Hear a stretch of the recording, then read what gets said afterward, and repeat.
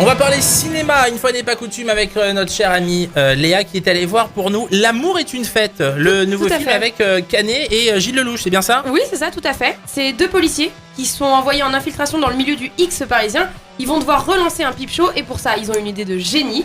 Tourner des films porno. J'adore ton pitch. Ça me donne envie tout de suite d'aller le voir. Et tourner des films porno à une époque charnière en plus, entre la libération sexuelle et le pouvoir exécutif qui tente d'étouffer sans non plus censurer. Du coup, on est fin 70, début 80. C'est ça, puisque au début du film, on voit Jack Lang qui en parle, ça se passe en 1982. Exactement. Le porno, c'est le cinéma le plus cool à faire. Nous, on est partants, non ? Ça vous intéresse ? Pas de raison que ça marche pas. Alors prenez l'insouciance et l'allégresse des années 80, séparez la bienveillance du moralisateur, mélangez jusqu'à obtenir un film à la fois social, engagé et policier, saupoudré d'innocence et de sexy, et vous obtiendrez L'amour est une fête de Cédric Angers. Il faut qu'il fasse bien bander notre film. T'inquiète pas pour ça, il plaira autant aux hommes qu'aux femmes. Oui, et pas qu'à eux. D'abord présenté comme un film érotique, il dérive sans complexe vers le thriller, joignant à merveille moments de grâce suspendus dans le temps et angoisse insoutenable mais sans la moindre violence, tout ici est psychologique. Les deux flics, campés par nos Starsky et Hutch nationaux, Guillaume Canet et Gilles Lelouch. En plus, excuse-moi je te coupe, mais c'est vrai, il y a un blond et un brun. Exactement, moi j'ai pensé à ça pendant tout le film personnellement, avec leur veste en cuir et tout, façon 80s. Moi j'ai pas eu le temps de penser à ça. Ah ouais, mais toi tu regardais autre chose toi.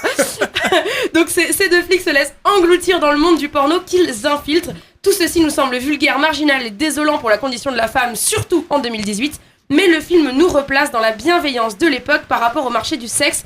Il nous rappelle que ces femmes sont là par choix et non par obligation. Elles ne se sentent pas ni malmenées ni rabaissées, bien au contraire. Cette comédie rétro-pop est donc plutôt joyeuse, mais finalement malheureusement inutile. C'est dégueulasse. Elle célèbre une époque bénie mais définitivement révolue. Des défauts ternissent ce feel-good movie, notamment l'enquête, qui finalement n'est que très peu exploitée tant le X prend le dessus. Le film est plaisant, mais il défile sous nos yeux sans qu'on soit vraiment impliqué. Et une fois qu'il s'achève, on reste un peu incrédule face à une œuvre qui marquera probablement pas. On se demande encore quel était le but, le pourquoi du film finalement, et on en sort en se disant que le cinéma français n'est décidément pas une fête. En revanche, le duo Canet et Gilles Lelouch fonctionne extrêmement bien. Parfaitement bien, ouais. On voit qu'ils sont vraiment potes et qu'ils sont vraiment complémentaires. C'est un vrai bon binôme, c'est exactement le mot. Ils sont vraiment complémentaires dans ce qu'ils dégagent dans leur rôle déjà à l'écriture, mais même dans ce qu'ils dégagent en tant que comédiens, leurs interprétations.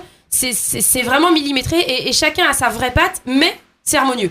C'est ça. Et on va les revoir fin octobre dans Le Grand Bain. Le Grand Bain, ouais, le film de Gilles Lelouch d'ailleurs. Exactement, et ça on a très envie de le voir. Merci beaucoup, donc on va pas le voir, on attend M6 quoi. Exactement, ça se voit, mais pourquoi se déplacer en salle, je sais pas. Exactement, voilà. allez voir un gros blockbuster, allez voir un Avengers, en plus Léa adore ce genre de film.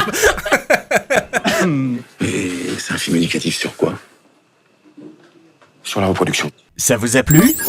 La suite sur Facebook, Twitter, YouTube, Instagram, IGTV. Avant l'info avec Arnaud, c'est tout le temps et partout.